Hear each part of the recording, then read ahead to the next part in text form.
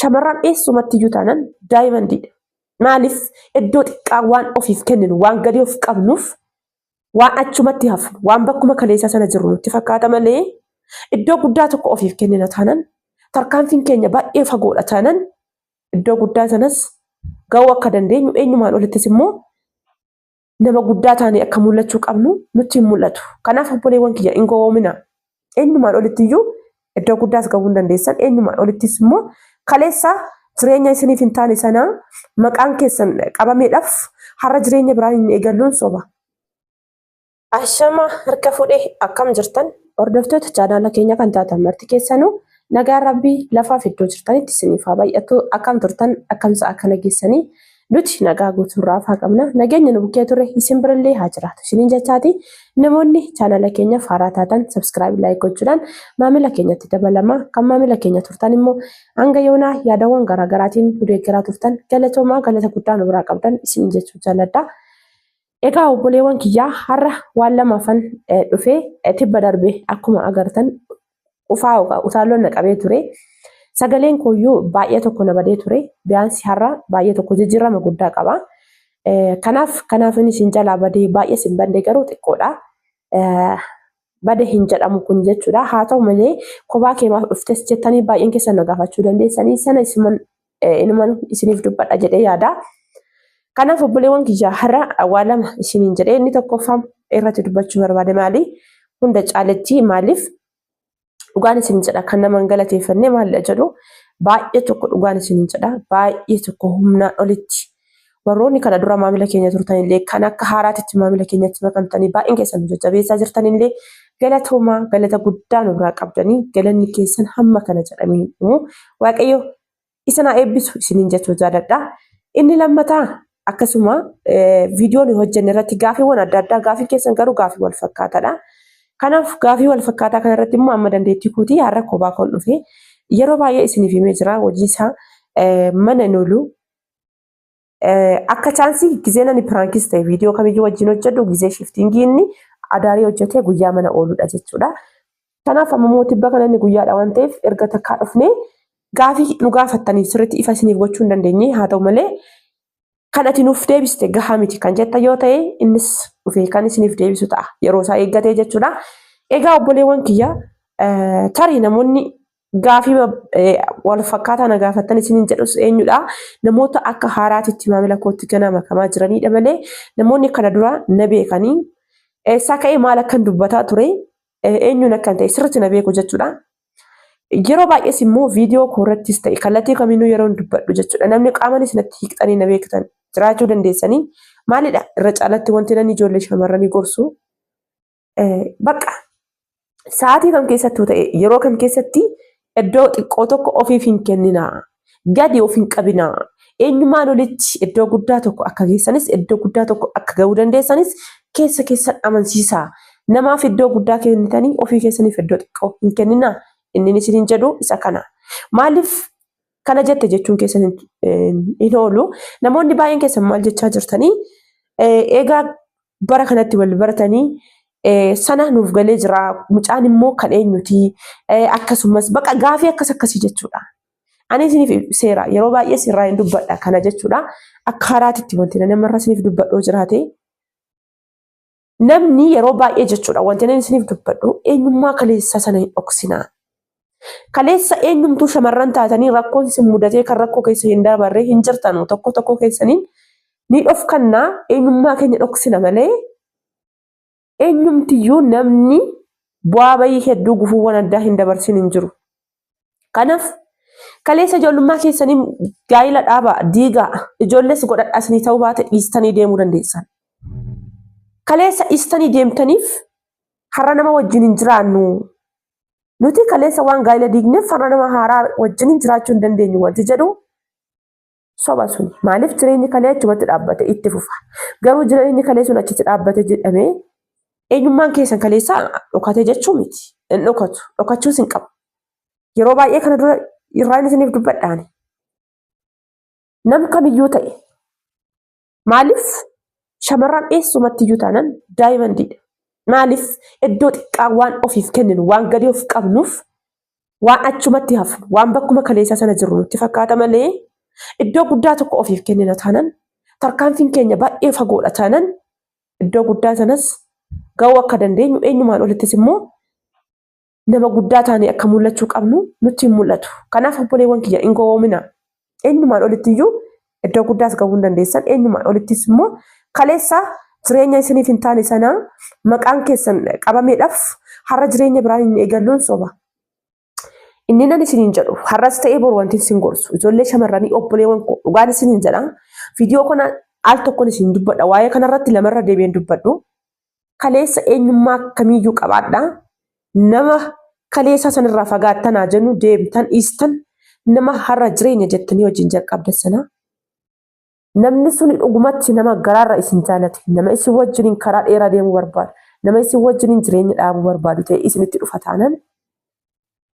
Madaalaa sirriitti qoradhaa maaliif isiniin jedhe viidiyoodhaan gaddaraatti waan inni isiniin jedhe dhageessanii jirtu baay'een keessanii. Ani jaalannaan garaa dhumaan hin jaaladhe garuu isheen na duuka deebitee waa baay'eedhaan na fattante waa baay'eedhaan na qortee isiniin jechaa ture. Hin sobu qoree jira hin qorree jechuu hin danda'u qoree jira sirriitti. Dhugaan isiniin jedha feesbuukiin sun hin jiraan feesbuukii orijinaala lama qaba. Isaan alatti feesbuukii 4 isuma ittiin fattashuuf isuma ittiin madaaluuf banee jira.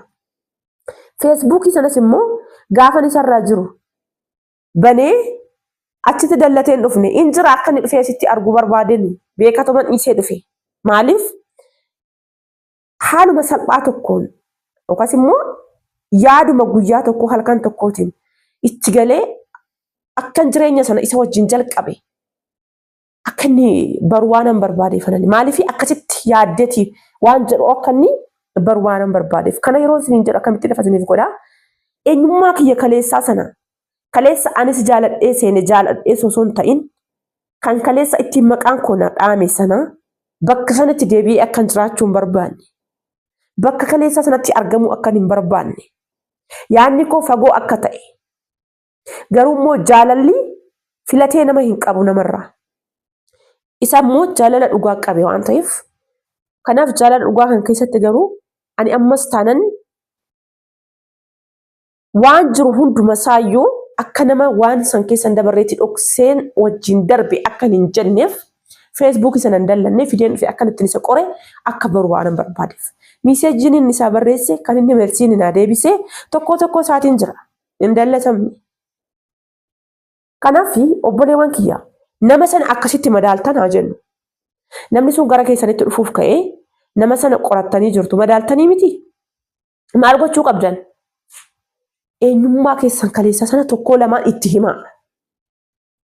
Kaleessa umurii waggaa 15 haa ta'u 16 haa ta'u 18 20 keessattuu ijoolleen baadiyyaa umurii kana olitti rakkoowwan adda addaa isaan mudateen jedhu ijoolleen umurii kana gaditti anumarraa jalqabe. Kanaaf gaafa sana mucaan suni namni sun yoo sin jaalate si wajjin imala. Yoo sin hin jaalanne achumatti dhaabbata sin ammas nama kaayyoo qabu.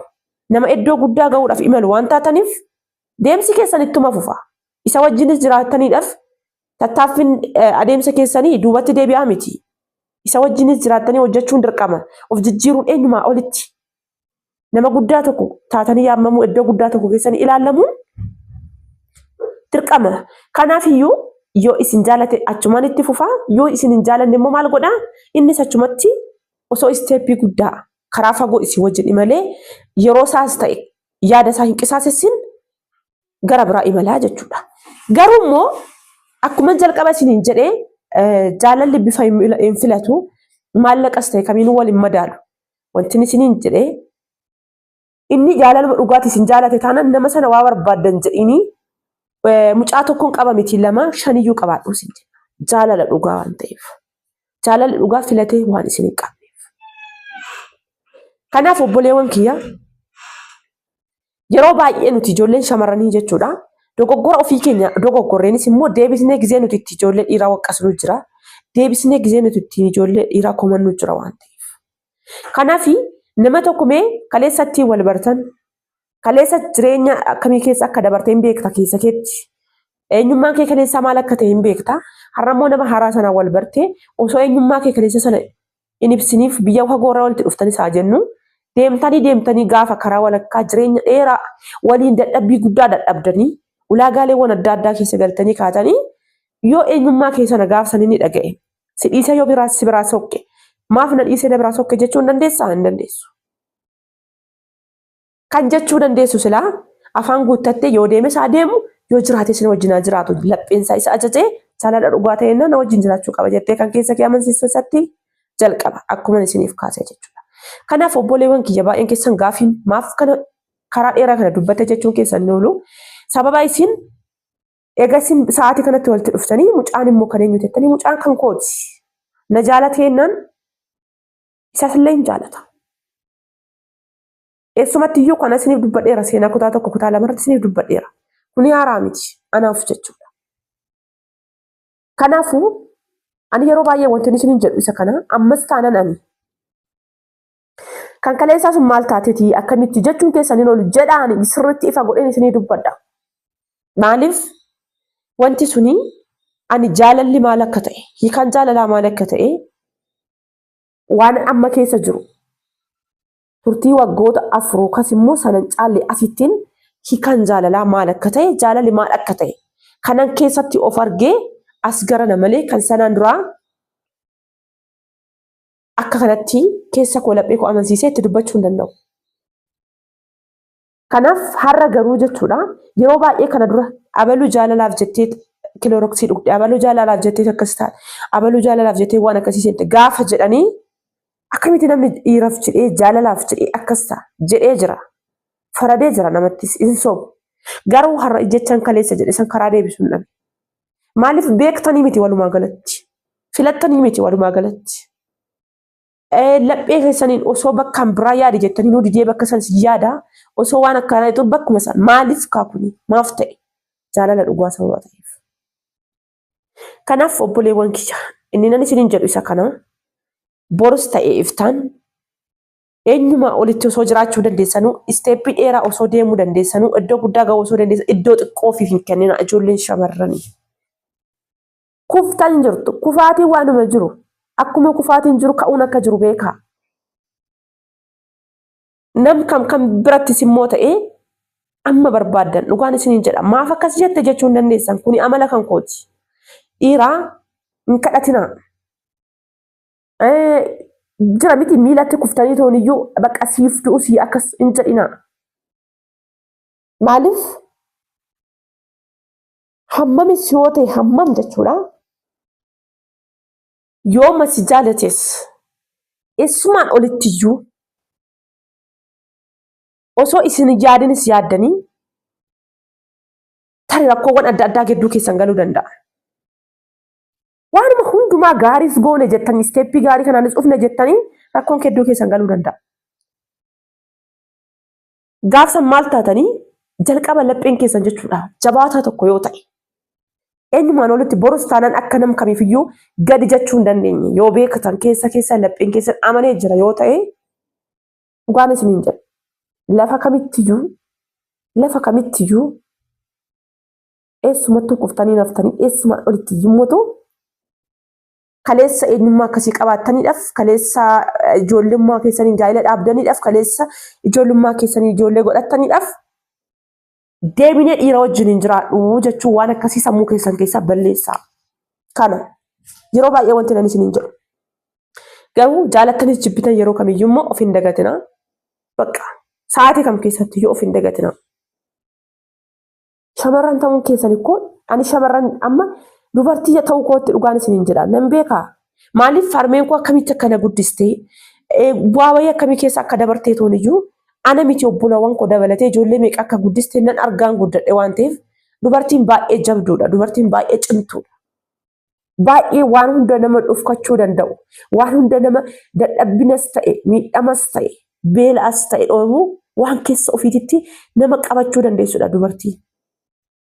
Kanaaf iyyuu obboleewwan kiyya yeroo kam keessattuu yommuutu wanti hojjenne tokko tokkos bakka tokko tokkotti nu jalaa qisaasa'uu danda'a. Hin qisaasaa. Enta balaashaa deebi'ees immoo akka ka'u hojjetanii boos fayyaa qabaatanii jennaan bakka sana akka geessan keessan amansiisaadhaan itti deema. Lafa kam immoo hin geessan. Amma barbaadan jireenyi dachee kanarraa immoo akka hin guunne beekuu qabdan. Maaliif nuti ganaa lafaa ol deemee amma ganaa tokko jedhee jalqabaa jiru isati inni fooqi 5 walirratti inni makiinaa 10-20 bite maal ta'a boru yoo mansa irratti dabalaa yaada. Kanaaf jireenyi daangaa hin qabdu. Jireenyi eessumattuyyuu dhuma hin qabdu. Osuma akkas jennu maal taana jireenya afuuritiif bichaa osoo yaannu mana keenya galgalaa dagannee maal taana kana sirraa akka kan darabaa ta'e nurraa facciisee borummoo mana keenya galgalaa dagataa deemnaa jechuudha.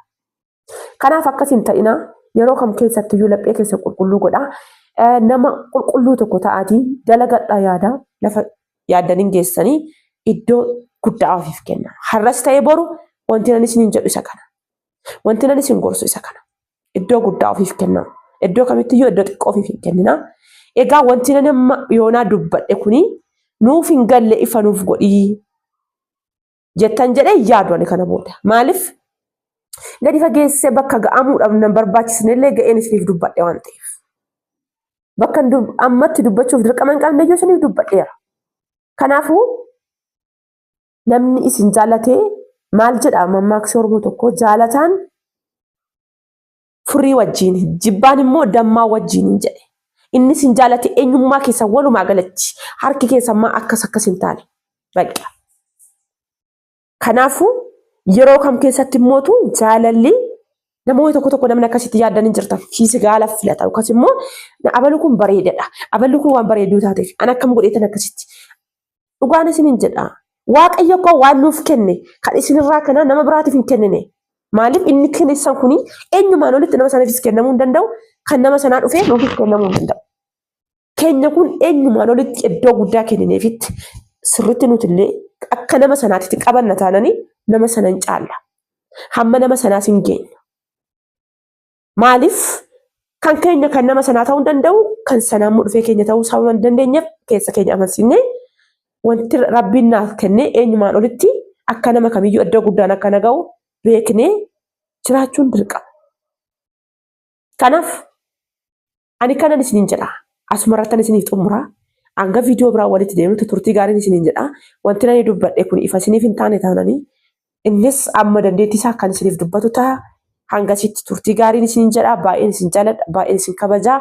Laayik gochuudhaan akkasuma ammallee koomentii keessan sheerii godhaa. Namoota adda addaa biraan ga'a maamila haaraa fidaa walumaan barannaa gara fuulduraatti waan guddaa kan waliin hojjennu ta'a. Keessattuu karaa ijoollee shamarranii wal qabatee waa baay'ee keessa kootii waan hin qabuuf boru abjuu guddaa waan hin qabuuf wantoota dubartoota irratti jiru hunda isaa irratti jechuudha. Bakka kamittuu chaansii argadhee boru hawwiin kan koo kun galmanaaf ga'ee kan hin hojjedhu taananii waaqayyo wajjiniin isinis deeggarsi keessa na barbaachisa waan ta'eef ammasitti nagaannuuf turaa isinuma bukkee jirraa nurraa hin fagaatinaan isiniin jedhaa turtii gaarii.